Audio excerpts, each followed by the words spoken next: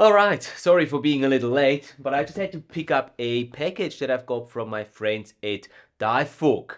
If you want to know what's inside here, stick around and we'll have a look together.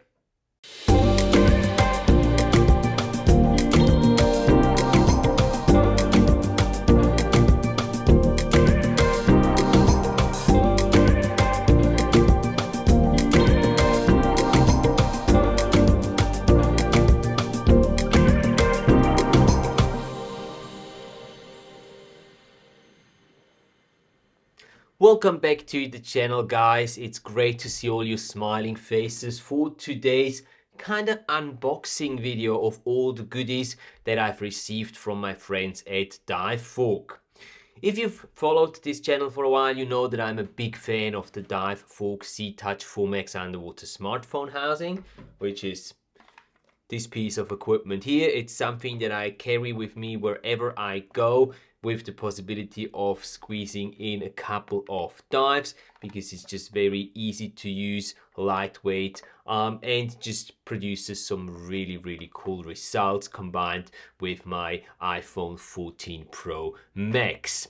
Now, Divevolk is not only about smartphone housings, but they've recently just started developing and producing accessories that go with a smartphone housing, not just their own one, but preferably their ones, and that will help you create better underwater videos and photos using your smartphone or any other compact camera or action cam. Now, they've sent me a whole bunch of different accessories that I can't wait to take with me on my upcoming trip to the Maldives and test the hell out of these things and see how they perform in real life situations during a dive vacation and a production trip. So let's have a quick look at what they've sent me. So first of all, let's have a look at this one here. This is very interesting. This is their second version, the updated version of the clamp and filter adapter or filter holder.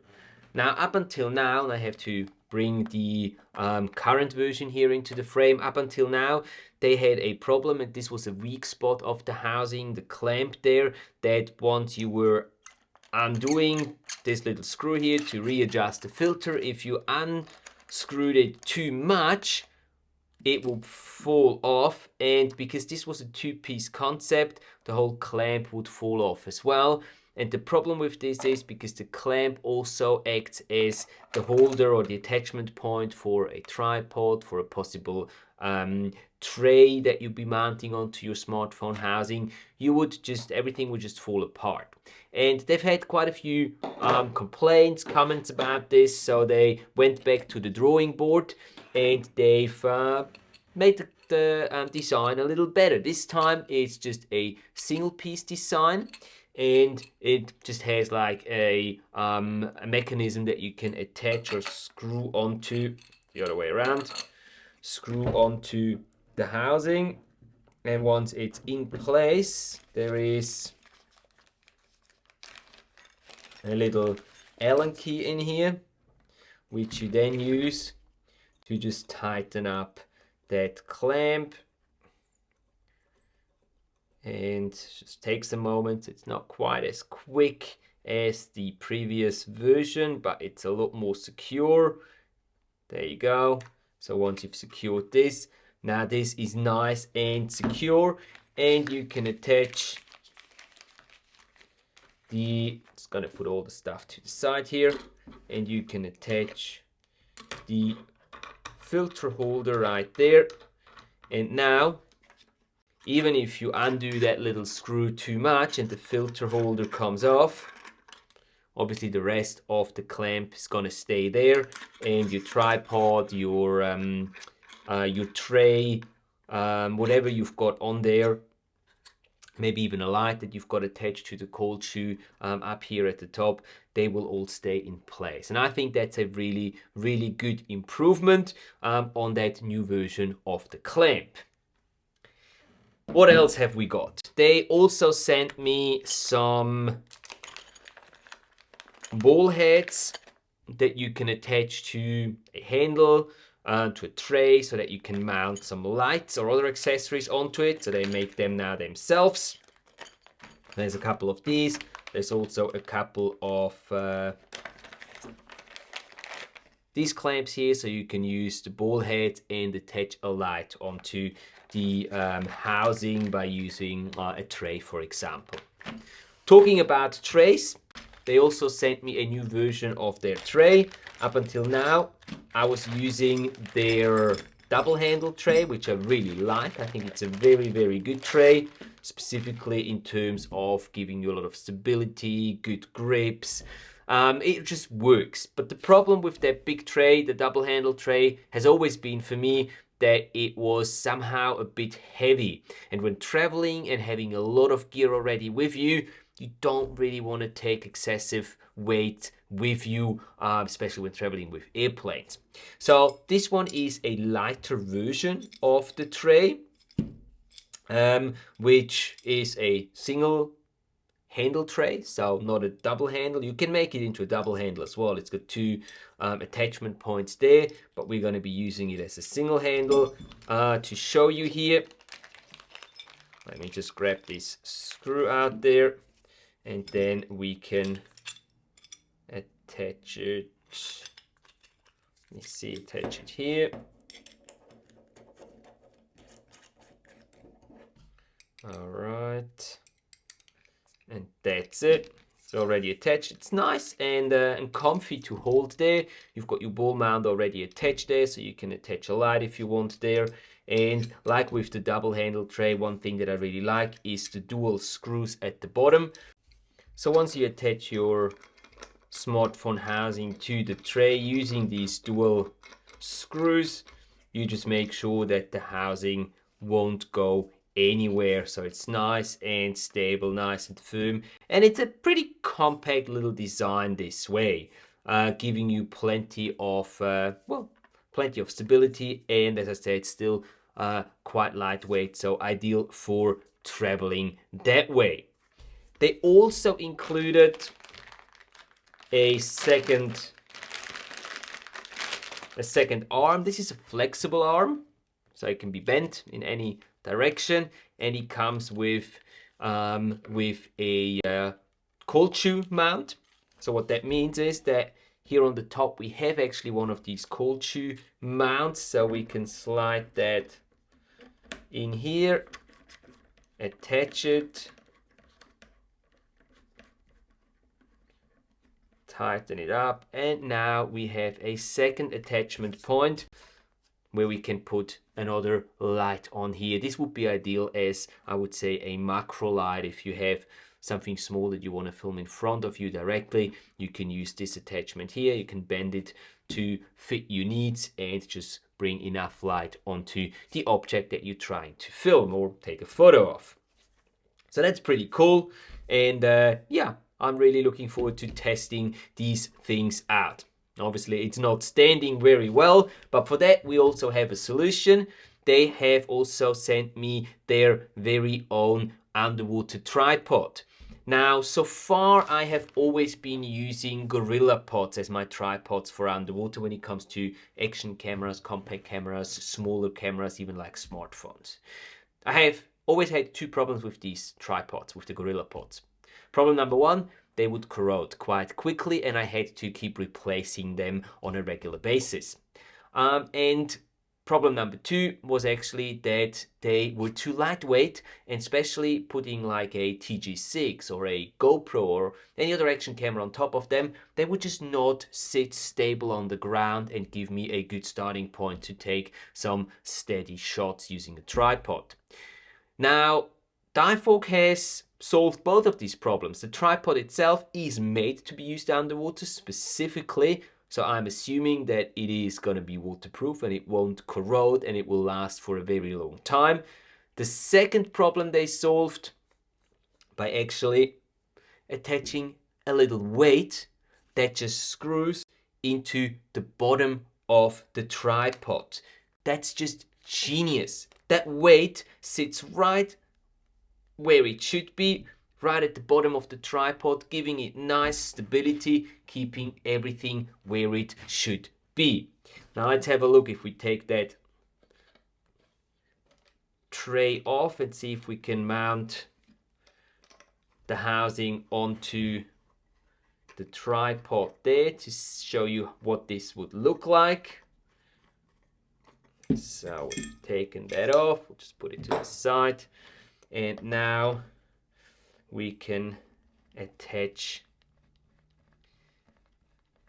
the smartphone housing there using, as we're used to, the clamp as an attachment point for that, and tightening it up.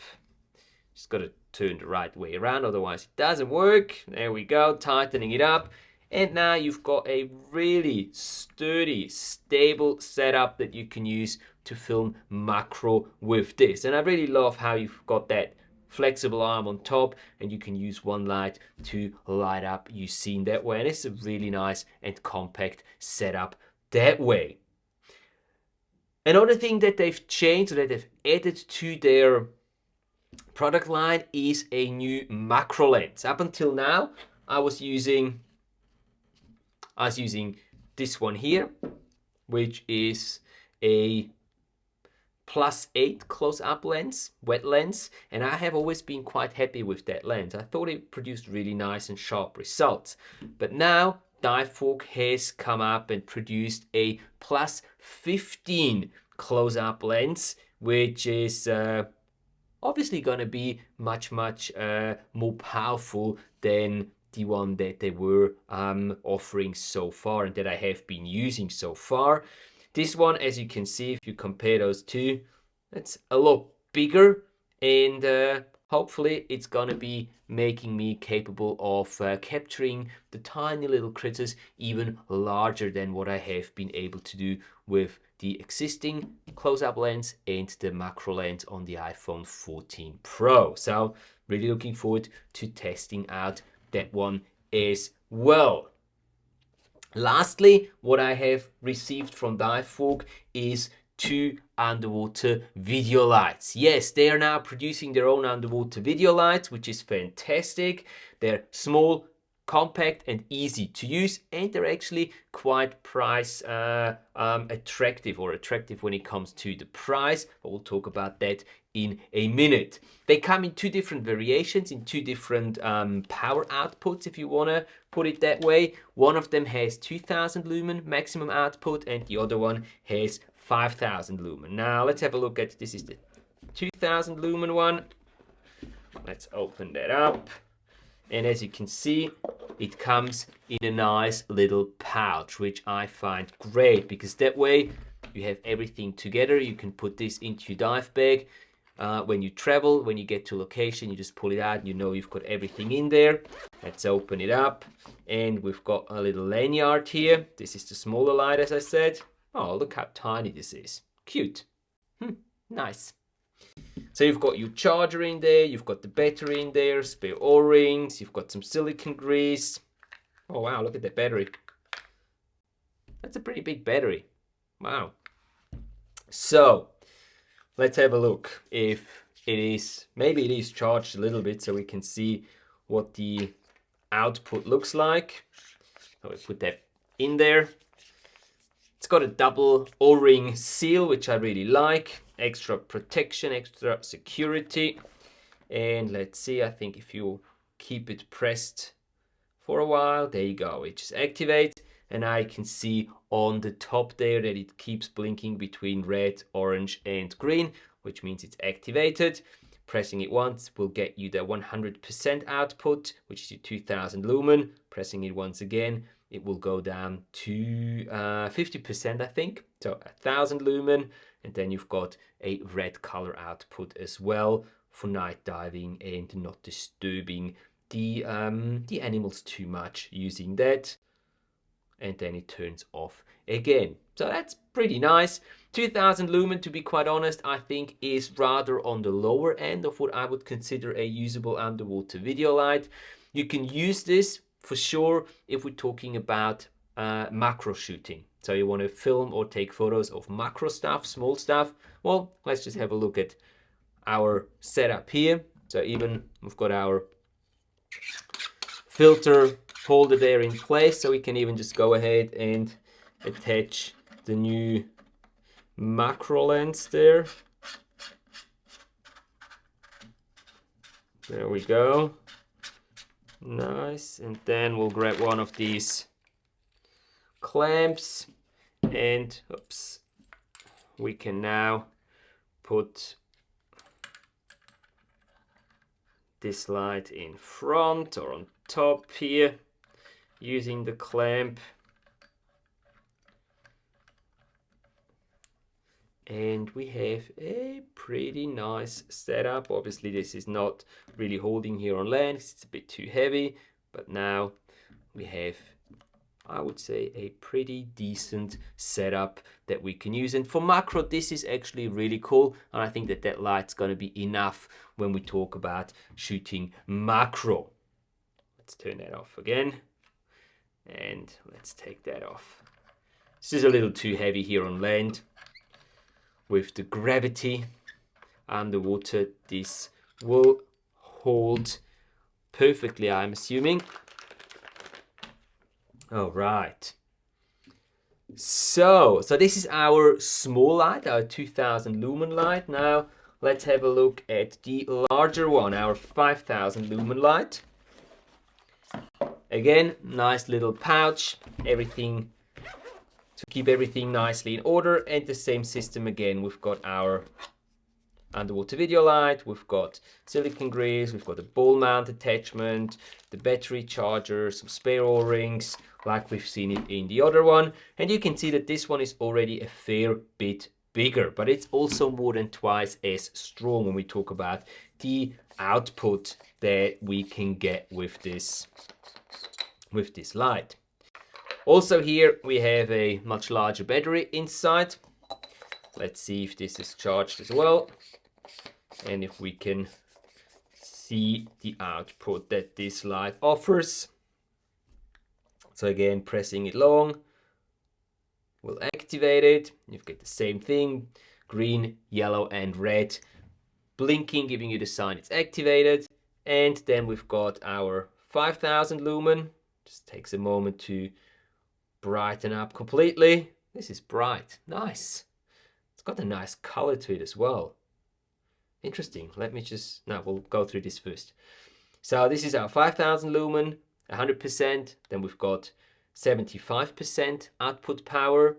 And then we've got our 50% output power, and we turn it off again. Also with this one, you can, by keeping keep pressing the button, you can just decrease the output power without having to go through the 3 steps. So we've got those 3 steps, 100%, 75, 50%, and you can also go and individually set the output to whatever level is most suitable to you. So now let's just have a look at the output compared between these two. So this here in my left hand is the 5000 lumen light, and this here is the 2000 lumen light. You can quite clearly see that the 5000 lumen light is a fair bit brighter, obviously. But what I can also see is, have a look at this. This light looks rather a bit cool. This one looks a lot more natural, warm, and seems to have just a lot more natural look to it. So this is 2000, this is 5000. You can quite clearly see the difference there. You can also see it, well, maybe on the back of the wall, but well, this is a big difference there. And personally, I would always go for the 5000 lumen light, unless the only thing you're really doing is filming and taking photos of macro objects, small objects. Then I think this one is going to be good enough for you as well. But other than that, I would really prefer this one here. But as I said previously, I will be able to give you a lot more information on how these lights really perform in the water once I've tested it on my upcoming trip to the Maldives, which I will be on in a couple days' time. Right. I mentioned the price of these lights before. I think they're very competitively priced. The smaller one costs around $130, I think, which is really a good price. You can also just take off the ball mount and use it as a regular dive light with a white beam, because it also has that red light included into the arsenal. I think it actually works quite well as a sort of a backup light, that you can take with you on every single dive. And then the larger one, the 5000 lumen one, that will set you back around $350, which is a really good price, I think, for the quality and well, the build quality from what I can see now, and the output power that you get from such a light here. So there you have it, a quick overview of all the accessories that Divevolk has sent me for testing, and I can't wait to take them with me on my upcoming trip to the Maldives and take them for a very good testing. Obviously, once I've come back from the Maldives trip, I will be doing individual reviews about all these different pieces of equipment and my experience that I've had with them. I will happily share them with you in individual videos. If you don't want to miss out on these review videos, well then make sure to subscribe to the channel if you haven't yet. And while you're at it, please also hit that like button if you enjoyed today's video. I'm also going to be putting an affiliate link down in the video description below that will take you to the Divevolk website. It is an affiliate link, so if you do click on that link and you purchase something from the Divevolk website, I will get a small kickback, but this doesn't come at any extra cost to you. On the contrary, you're actually gonna get an extra 6% discount by using this link, which will be applied automatically at checkout for anything that you buy on the Divevolk website. This is just an extra little gift from the people at Divevolk to you as my audience and viewers of the YouTube channel here. So thank you very much, Divevolk team. If you go onto the Divevolk website and you find out that certain products are not yet available on their site, that is quite possible. They are actually uploading and publishing the products and making them available for purchase as I'm recording this video here. So if they're not available on their website right now as you go on there, just try in a couple days again, and it's quite likely that the product is going to be available on their website by then. So thank you very much for your understanding and for your patience, but they're actually trying to bring a lot extra gear onto their website, and that just normally takes a little while to get everything properly uploaded and ready for selling. So this brings today's video to an end. Thank you so much guys for watching and for your time. If you have any questions about any of the pieces of equipment that we've talked about today, feel free to put them down in the comment section below and I'll make sure to get back to you as quickly as I can. I will see you next week in next Tuesday's video, and in the meantime, if you get bored, check out one of the two videos here on the side, which will talk more about some specific pieces of equipment that the people at Divevolk have created for us. Thanks again for your time. Keep capturing your awesome underwater adventures, and I will see you next week.